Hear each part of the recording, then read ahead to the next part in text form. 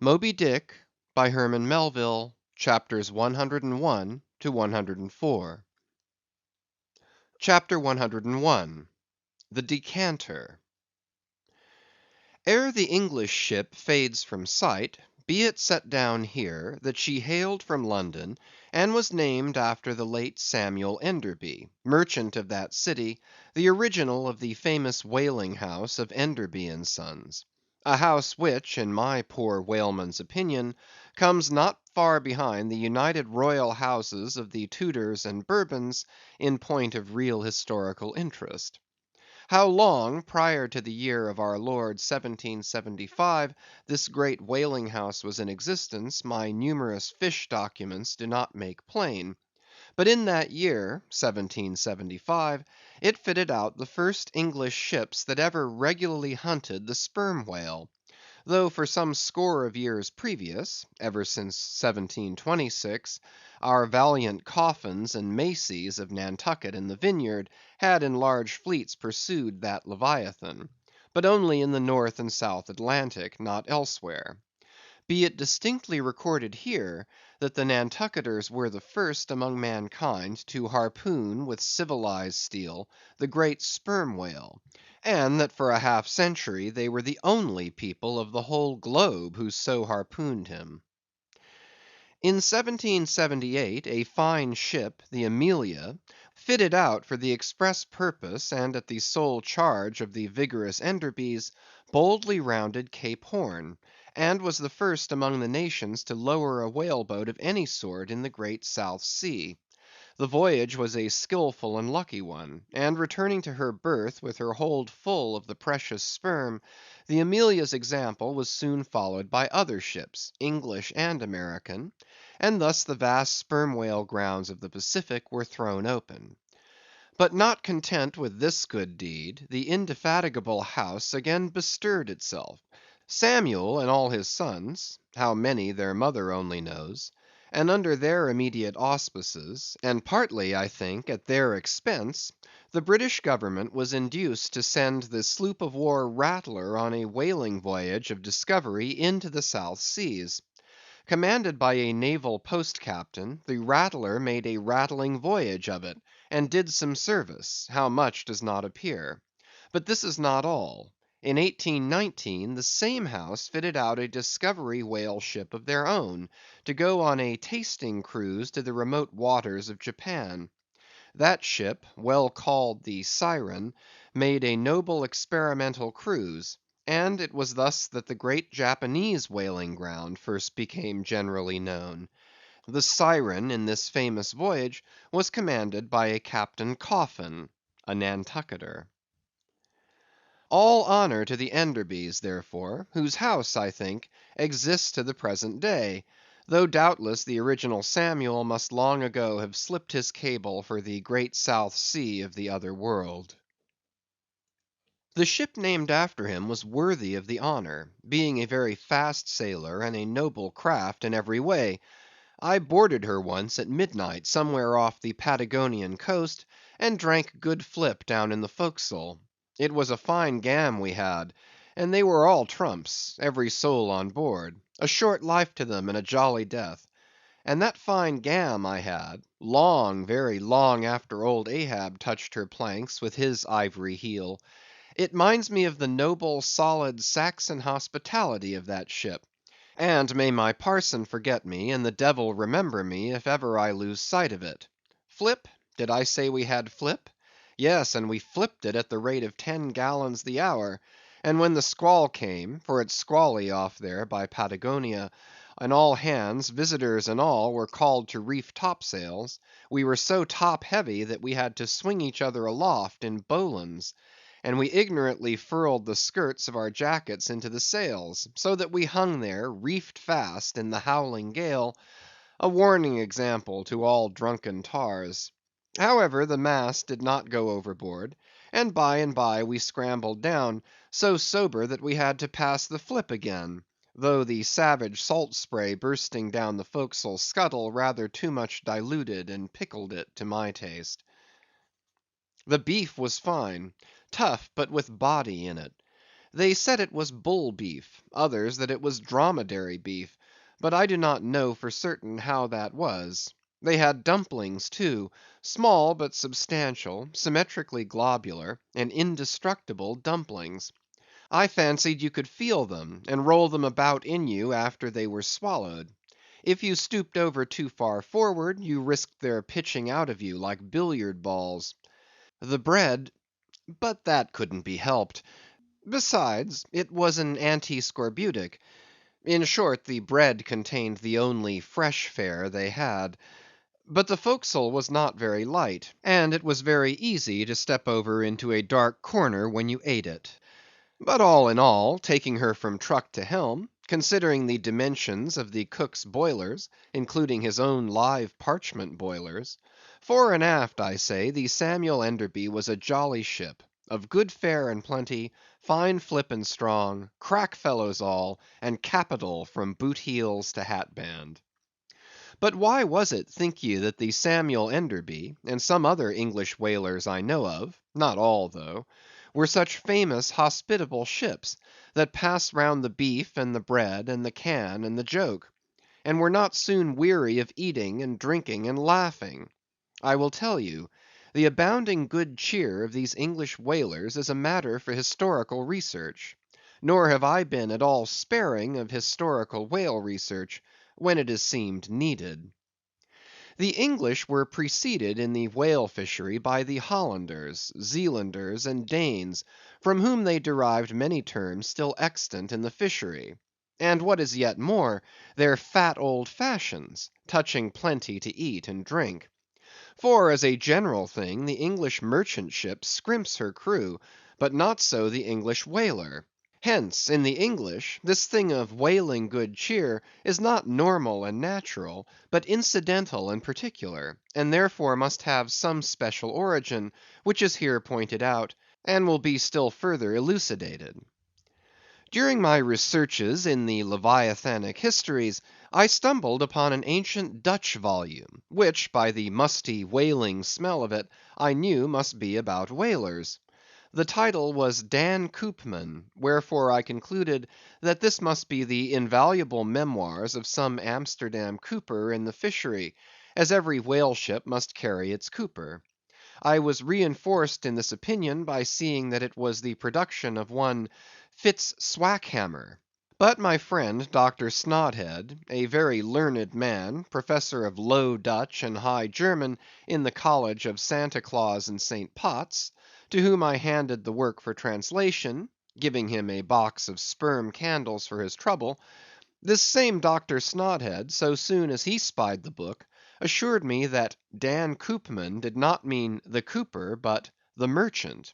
In short, this ancient and learned Low Dutch book treated of the commerce of Holland, and among other subjects contained a very interesting account of its whale fishery. And in this chapter it was, headed Smear, or Fat, that I found a long detailed list of the outfits for the larders and cellars of 180 sail of Dutch whalemen, from which list, translated by Dr. Snodhead, I transcribe the following: 400,000 pounds of beef, 60,000 pounds Friesland pork, 150,000 pounds of stockfish, 550,000 pounds of biscuit, 72,000 pounds of soft bread, 2,800 firkins of butter, 20,000 pounds Texel and Leyden cheese, 144,000 pounds cheese, probably an inferior article, 550 anchors of Geneva, 10,800 barrels of beer. Most statistical tables are parchingly dry in the reading; not so in the present case, however, where the reader is flooded with whole pipes, barrels, quarts, and gills of good gin and good cheer. At the time I devoted 3 days to the studious digesting of all this beer, beef, and bread, during which many profound thoughts were incidentally suggested to me, capable of a transcendental and Platonic application. And furthermore, I compiled supplementary tables of my own, touching the probable quantity of stockfish, etc., consumed by every Low Dutch harpooneer in that ancient Greenland and Spitzbergen whale fishery. In the first place, the amount of butter and Texel and Leyden cheese consumed seems amazing. I impute it, though, to their naturally unctuous natures, being rendered still more unctuous by the nature of their vocation, and especially by their pursuing their game in those frigid polar seas, on the very coasts of that Esquimaux country where the convivial natives pledge each other in bumpers of train oil. The quantity of beer, too, is very large, 10,800 barrels. Now, as those polar fisheries could only be prosecuted in the short summer of that climate, so that the whole cruise of one of these Dutch whalemen, including the short voyage to and from the Spitzbergen Sea, did not much exceed 3 months, say, and reckoning 30 men to each of their fleet of 180 sail, we have 5,400 Low Dutch seamen in all. Therefore, I say, we have precisely 2 barrels of beer per man for a 12 weeks' allowance, exclusive of his fair proportion of that 550 anchors of gin. Now, whether these gin and beer harpooneers, so fuddled as one might fancy them to have been, were the right sort of men to stand up in a boat's head and take good aim at flying whales, this would seem somewhat improbable; yet they did aim at them, and hit them too. But this was very far north, be it remembered, where beer agrees well with the constitution. Upon the equator, in our southern fishery, beer would be apt to make the harpooneer sleepy at the masthead and boozy in his boat, and grievous loss might ensue to Nantucket and New Bedford. But no more. Enough has been said to show that the old Dutch whalers of 2 or 3 centuries ago were high livers, and that the English whalers have not neglected so excellent an example. For, say they, when cruising in an empty ship, if you can get nothing better out of the world, get a good dinner out of it at least. And this empties the decanter. Chapter 102. A Bower in the Arsacides. Hitherto, in descriptively treating of the sperm whale, I have chiefly dwelt upon the marvels of his outer aspect, or separately and in detail upon some few interior structural features. But to a large and thorough sweeping comprehension of him, it behooves me now to unbutton him still further, and untagging the points of his hose, unbuckling his garters, and casting loose the hooks and eyes of the joints of his innermost bones, set him before you in his ultimatum, that is to say, in his unconditional skeleton. But how now, Ishmael? How is it that you, a mere oarsman in the fishery, pretend to know aught about the subterranean parts of the whale? Did erudite Stubb, mounted upon your capstan, deliver lectures on the anatomy of the cetacea, and by help of the windlass hold up a specimen rib for exhibition? Explain thyself, Ishmael. Can you land a full grown whale on your deck for examination, as a cook dishes a roast pig? Surely not. A veritable witness have you hitherto been, Ishmael; but have a care how you seize the privilege of Jonah alone, the privilege of discoursing upon the joists and beams, the rafters, ridgepoles, sleepers, and underpinnings, making up the framework of the Leviathan, and belike of the tallow vats, dairy rooms, butteries, and cheeseries in his bowels. I confess that since Jonah, few whalemen have penetrated very far beneath the skin of the adult whale. Nevertheless, I have been blessed with an opportunity to dissect him in miniature. In a ship I belonged to, a small cub sperm whale was once bodily hoisted to the deck, for his poke or bag, to make sheaths for the barbs of the harpoons, and for the heads of the lances. Think you I let that chance go, without using my boat hatchet and jackknife, and breaking the seal, and reading all the contents of that young cub? And as for my exact knowledge of the bones of the Leviathan in their gigantic, full grown development, for that rare knowledge I am indebted to my late royal friend Tranque, King of Tranque, one of the Arsacides. For being at Tranque, years ago, when attached to the trading ship Dey of Algiers, I was invited to spend part of the Arsacidean holidays with the Lord of Tranque at his retired palm villa at Pupella, a seaside glen not very far distant from what our sailors called Bamboo Town, his capital. Among many other fine qualities, my royal friend Tranque, being gifted with a devout love for all matters of barbaric vertu, had brought together in Pupella whatever rare things the more ingenious of his people could invent; chiefly carved woods of wonderful devices, chiselled shells, inlaid spears, costly paddles, aromatic canoes, and all these distributed among whatever natural wonders the wonder-freighted, tribute-rendering waves had cast upon his shores. Chief among the latter was a great sperm whale, which, after an unusually long, raging gale, had been found dead and stranded, with his head against a cocoa nut tree, whose plumage-like tufted droopings seemed his verdant jet. When the vast body had at last been stripped of its fathom-deep enfoldings, and the bones became dust dry in the sun, then the skeleton was carefully transported up the Pupella glen, where a grand temple of lordly palms now sheltered it.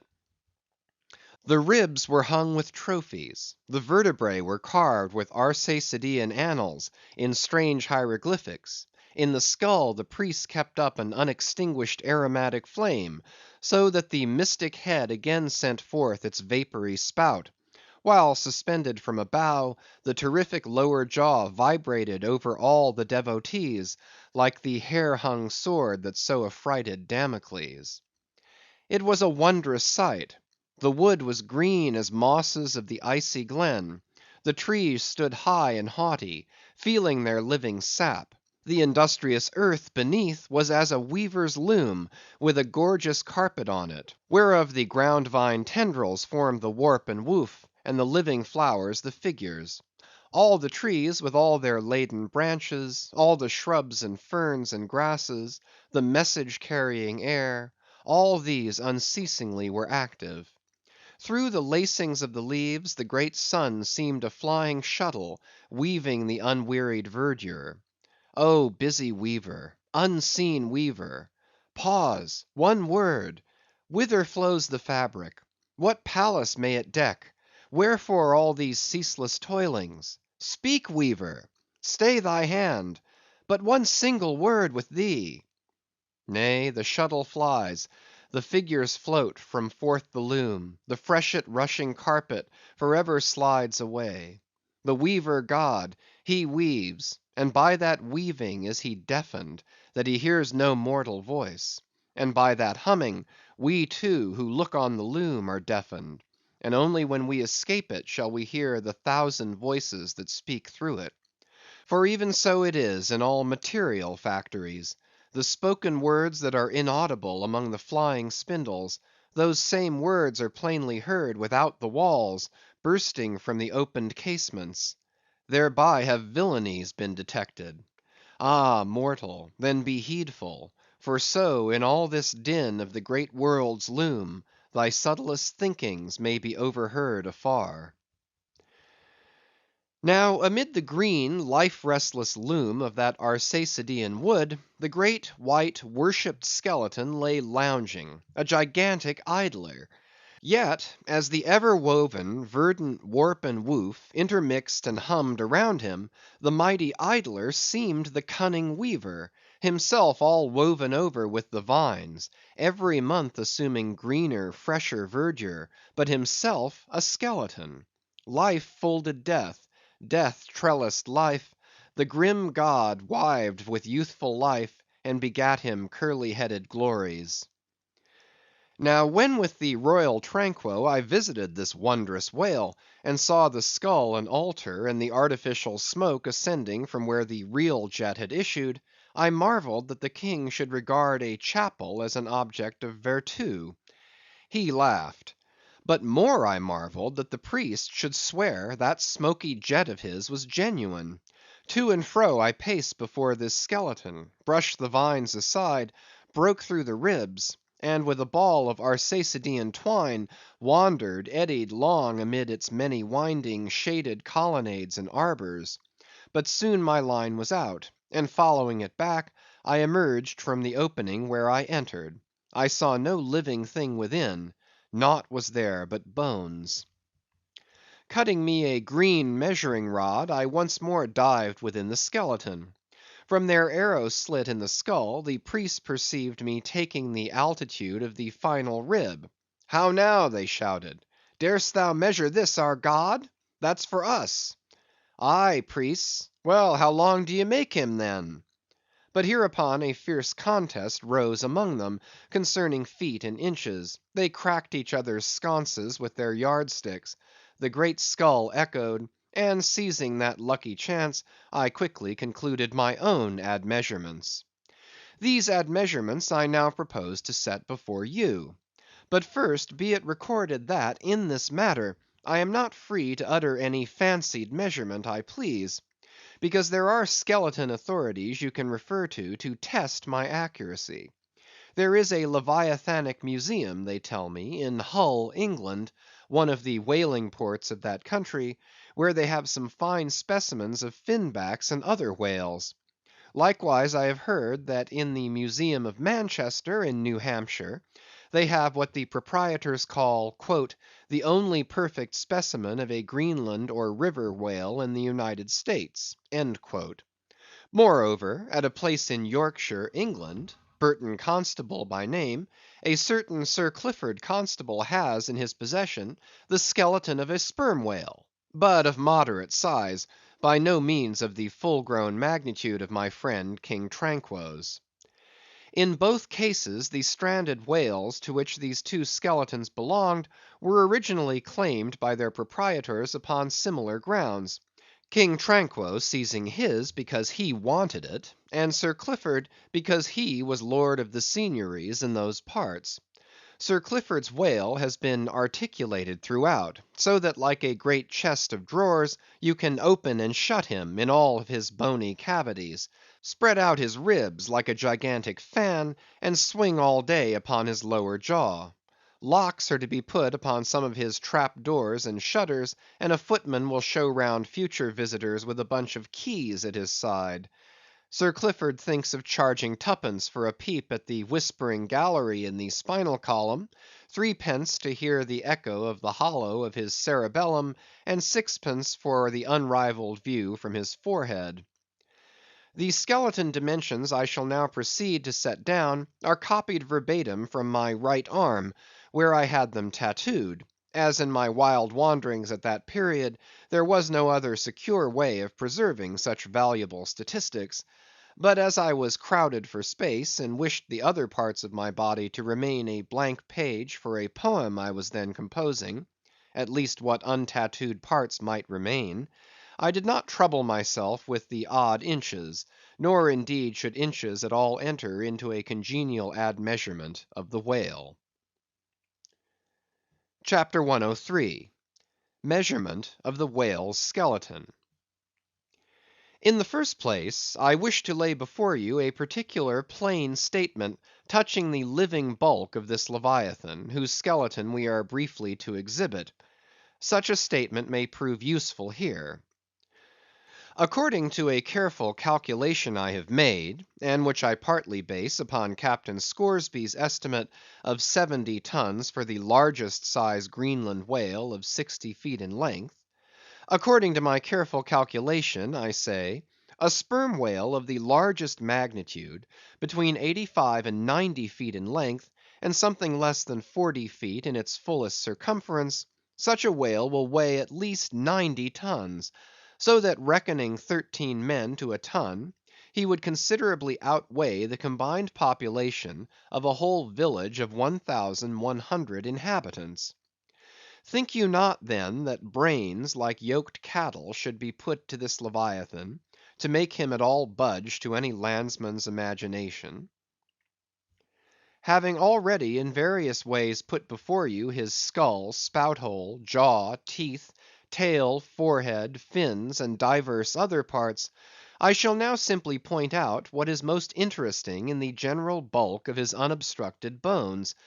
But as the colossal skull embraces so very large a proportion of the entire extent of the skeleton, as it is by far the most complicated part, and as nothing is to be repeated concerning it in this chapter, you must not fail to carry it in your mind, or under your arm, as we proceed, otherwise you will not gain a complete notion of the general structure we are about to view. In length, the sperm whale's skeleton at Tranque measured 72 feet, so that when fully invested and extended in life, he must have been 90 feet long; for in the whale the skeleton loses about 1/5 in length compared with the living body. Of this 72 feet, his skull and jaw comprised some 20 feet, leaving some 50 feet of plain backbone. Attached to this backbone, for something less than a third of its length, was the mighty circular basket of ribs which once enclosed his vitals. To me this vast ivory-ribbed chest, with the long unrelieved spine extending far away from it in a straight line, not a little resembled the hull of a great ship new laid upon the stocks, when only some 20 of her naked bow ribs are inserted, and the keel is otherwise, for the time, but a long disconnected timber. The ribs were 10 on a side. The first, to begin from the neck, was nearly 6 feet long; the second, third, and fourth were each successively longer, till you came to the climax of the fifth, or one of the middle ribs, which measured 8 feet and some inches. From that part the remaining ribs diminished, till the 10th and last only spanned 5 feet and some inches. In general thickness they all bore a seemly correspondence to their length. The middle ribs were the most arched.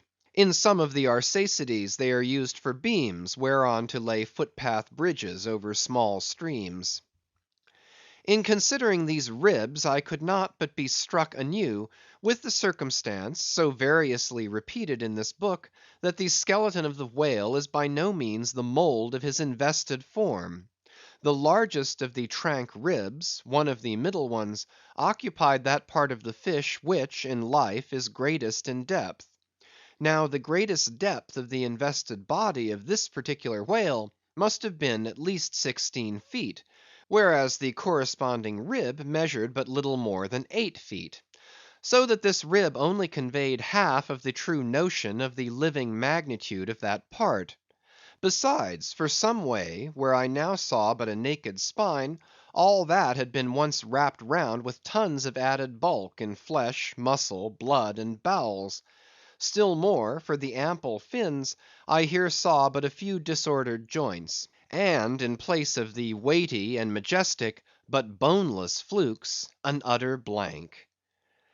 How vain and foolish, then, thought I, for timid untravelled man to try to comprehend aright this wondrous whale by merely poring over his dead attenuated skeleton, stretched in this peaceful wood. No; only in the heart of quickest perils, only when within the eddyings of his angry flukes, only on the profound unbounded sea, can the fully invested whale be truly and livingly found out. But the spine; for that, the best way we can consider it is, with a crane to pile its bones high up on end. No speedy enterprise; but now it's done, it looks much like Pompey's Pillar. There are 40 and odd vertebrae in all, which in the skeleton are not locked together. They mostly lie like the great knobbed blocks on a Gothic spire, forming solid courses of heavy masonry. The largest, a middle one, is in width something less than 3 feet, and in depth more than 4.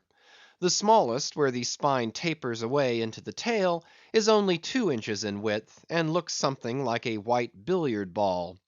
I was told that there were still smaller ones, but that they had been lost by some little cannibal urchins, the priest's children, who had stolen them to play marbles with.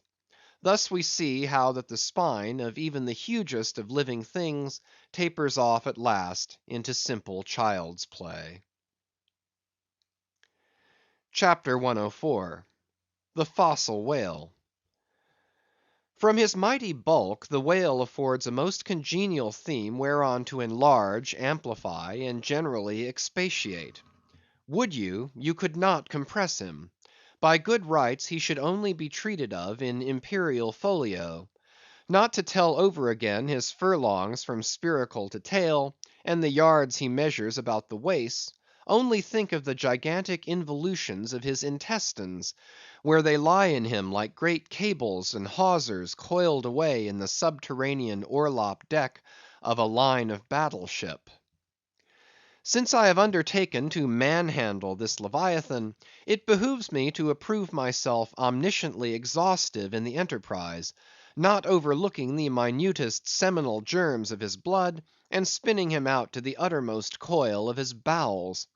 Having already described him in most of his present habitatory and anatomical peculiarities, it now remains to magnify him in an archaeological, fossiliferous, and antediluvian point of view. Applied to any other creature than the Leviathan, to an ant or a flea, such portly terms might justly be deemed unwarrantably grandiloquent. But when Leviathan is the text, the case is altered. Fain am I to stagger to this emprise under the weightiest words of the dictionary. And here be it said, that whenever it has been convenient to consult one in the course of these dissertations, I have invariably used a huge quarto edition of Johnson, expressly purchased for that purpose; because that famous lexicographer's uncommon personal bulk more than fitted him to compile a lexicon to be used by a whale author like me. One often hears of writers that rise and swell with their subject, though it may seem but an ordinary one. How then with me writing of this Leviathan? Unconsciously my chirography expands into placard capitals. Give me a condor's quill. Give me Vesuvius's crater for an inkstand. Friends, hold my arms. For in the mere act of penning my thoughts of this Leviathan, they weary me, and make me faint with their outreaching comprehensiveness of sweep, as if to include the whole circle of the sciences, and all the generations of whales, and men, and mastodons, past, present, and to come, with all the revolving panoramas of empire on earth, and throughout the whole universe, not excluding its suburbs. Such and so magnifying is the virtue of a large and liberal theme. We expand to its bulk. To produce a mighty book, you must choose a mighty theme. No great and enduring volume can ever be written on the flea, though many there be who have tried it. Ere entering upon the subject of fossil whales, I present my credentials as a geologist, by stating that in my miscellaneous time I have been a stone mason, and also a great digger of ditches, canals, and wells, wine vaults, and cellars, and cisterns of all sorts. Likewise, by way of preliminary, I desire to remind the reader, that while in the earlier geological strata there are found fossils of monsters now almost completely extinct, the subsequent relics discovered in what are called the tertiary formations seem the connecting, or at any rate intercepted links, between the ante-chronicle creatures and those whose remote posterity are said to have entered the ark. All the fossil whales hitherto discovered belong to the tertiary period, which is the last preceding the superficial formations. And though none of them precisely answer to any known species of the present time, they are yet sufficiently akin to them in general respects to justify their taking rank as cetacean fossils. Detached broken fossils of pre-Adamite whales, fragments of their bones and skeletons, have within 30 years past at various intervals been found at the base of the Alps, in Lombardy, in France, in England, in Scotland, and in the states of Louisiana, Mississippi, and Alabama. Among the more curious of such remains is part of a skull, which in the year 1779 was disinterred in the Rue Dauphine in Paris, a short street opening almost directly upon the palace of the Tuileries, and bones disinterred in excavating the great docks of Antwerp in Napoleon's time. Cuvier pronounced these fragments to have belonged to some utterly unknown leviathanic species. But by far the most wonderful of all cetacean relics was the almost complete vast skeleton of an extinct monster found in the year 1842 on the plantation of Judge Creagh in Alabama. The awe-stricken, credulous slaves in the vicinity took it for the bones of one of the fallen angels. The Alabama doctors declared it a huge reptile, and bestowed upon it the name of Basilosaurus. But some specimen bones of it being taken across the sea to Owen, the English anatomist, it turned out that this alleged reptile was a whale, though of a departed species. A significant illustration of the fact, again and again repeated in this book, that the skeleton of the whale furnishes but little clue to the shape of his fully invested body. So Owen rechristened the monster Zeuglodon, and in his paper read before the London Geological Society, pronounced it in substance one of the most extraordinary creatures which the mutations of the globe have blotted out of existence. When I stand among these mighty Leviathan skeletons, skulls, tusks, jaws, ribs, and vertebrae, all characterized by partial resemblances to the existing breeds of sea monsters, but at the same time bearing, on the other hand, similar affinities to the annihilated anti-chronicle Leviathans, their incalculable seniors, I am, by a flood, borne back to that wondrous period, ere time itself can be said to have begun; for time began with man. Here Saturn's grey chaos rolls over me, and I obtain dim, shuddering glimpses into those polar eternities, when wedged bastions of ice pressed hard upon what are now the tropics, and in all the 25,000 miles of this world's circumference, not an inhabitable hand's breadth of land was visible. Then the whole world was the whale's, and, king of creation, he left his wake along the present lines of the Andes and the Himalayas. Who can show a pedigree like Leviathan? Ahab's harpoon had shed older blood than the Pharaoh's. Methuselah seems a schoolboy. I look round to shake hands with Shem. I am horror struck at this ante-Mosaic, unsourced existence of the unspeakable terrors of the whale, which, having been before all time, must needs exist after all humane ages are over. But not alone has this Leviathan left his pre-Adamite traces in the stereotype plates of nature, and in limestone and marl bequeathed his ancient bust; but upon Egyptian tablets, whose antiquity seems to claim for them an almost fossiliferous character, we find the unmistakable print of his fin. In an apartment of the great temple of Dendera, some 50 years ago, there was discovered upon the granite ceiling a sculptured and painted planisphere abounding in centaurs, griffins, and dolphins, similar to the grotesque figures on the celestial globe of the moderns. Gliding among them, old Leviathan swam as of yore; was there, swimming in that planisphere, centuries before Solomon was cradled. Nor must there be omitted another strange attestation of the antiquity of the whale, in his own osseous post-diluvian reality, as set down by the venerable John Leo, the old Barbary traveller. "Not far from the seaside they have a temple, the rafters and beams of which are made of whale bones; for whales of a monstrous size are oftentimes cast up dead upon that shore. The common people imagine that by a secret power bestowed by God upon the temple, no whale can pass it without immediate death. But the truth of the matter is, that on either side of the temple there are rocks that shoot 2 miles into the sea, and wound the whales when they light upon them. They keep a whale's rib of an incredible length for a miracle, which lying upon the ground with its convex part uppermost, makes an arch, the head of which cannot be reached by a man upon a camel's back. This rib, says John Leo, is said to have lain there 100 years before I saw it. Their historians affirm that a prophet who prophesied of Mahomet came from this temple, and some do not stand to assert that the prophet Jonas was cast forth by the whale at the base of the temple." In this Afric temple of the whale I leave you, reader; and if you be a Nantucketer and a whaleman, you will silently worship there. End of chapters 101 to 104.